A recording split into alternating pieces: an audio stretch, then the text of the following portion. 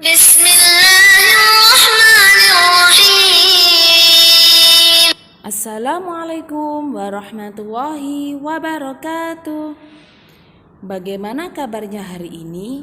Ustadzah doakan santri ustadzah yang solih dan solihah selalu dalam keadaan sehat dan selalu dalam lindungan Allah Subhanahu wa Ta'ala. Amin. Alhamdulillah, hari ini kita akan belajar fikih kembali bersama ustadzah. Kita akan belajar tentang tata cara sholat orang yang sedang sakit. Nah, anak-anak, ada yang tahu tata cara sholat orang yang sedang sakit? Dengarkan baik-baik ya penjelasan dari ustadzah. Nah, anak-anak, sholat wajib dilakukan secara sempurna, kecuali jika kita dalam kondisi sakit. Nah, bolehkah sholat sambil duduk?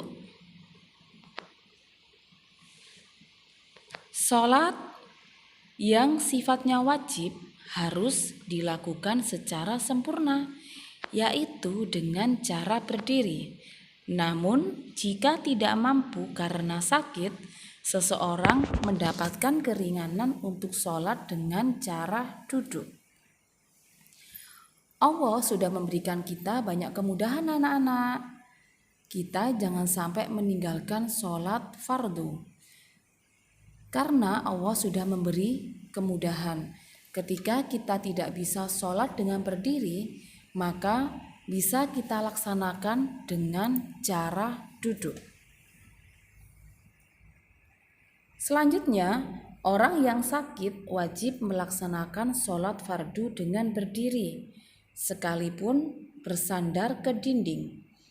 Jadi ketika kita sakit dan merasa tidak kuat untuk menjalankan sholat dengan berdiri, maka kita usaha dulu ya anak-anak untuk melaksanakan sholat dengan cara berdiri walaupun dengan bersandar ke dinding.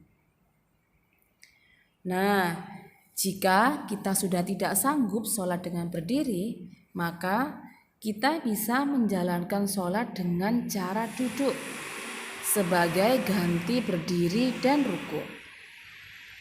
Nah, ada yang tahu anak-anak bagaimana tata cara sholat orang yang sedang sakit? Tata cara sholat orang yang sedang sakit yang pertama adalah ketika takbiratul ihram, bacaannya sama seperti sholat biasanya, yaitu Allahu Akbar. Selanjutnya, kalian sedekap dan posisi sedekap sambil duduk. Kemudian jangan lupa membaca surat. Setelah selesai membaca surat, bisa langsung ruku. Dan ketika ruku badannya condong sedikit dan tangan berada di lutut. Tata cara sholat yang selanjutnya adalah iktidal. Jadi setelah ruku bisa langsung iktidal. Dan ketika iktidal kembali ke posisi semula. Kemudian sujud. Dan ketika sujud dibuat lebih rendah dibandingkan ruku. Jadi ketika anak-anak sujud itu harus lebih rendah dibandingkan ruku. Duduk di antara dua sujud kembali ke posisi semula. Dan ketika tasyahud sama seperti posisi ketika berdiri. Ustadzah punya contoh tata cara orang yang sedang sakit. Lihat baik-baik ya anak-anak. Yang kalian lihat ini adalah orang yang sedang sakit di rumah sakit. Dan dia tidak bisa sholat dengan berdiri. Maka menjalankan sholat dengan cara duduk. Nah, ketika sujud diusahakan lebih rendah daripada ruku. Nah, anak-anak yang harus anak-anak ketahui, sholatnya orang yang sakit itu rokaatnya sama dengan sholatnya orang yang mukim. Misalkan sholat subuh 2 rokaat, ketika sakit anak-anak tetap harus menjalankan sebanyak 2 rokaat. Nah, alhamdulillah, insya Allah bisa difahami ya anak-anak. Ma'an Naja, anak soli dan soliha Ustazah.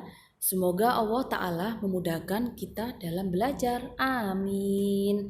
Barakallahu fikum. Ustazah akhiri. Wassalamualaikum warahmatullahi wabarakatuh.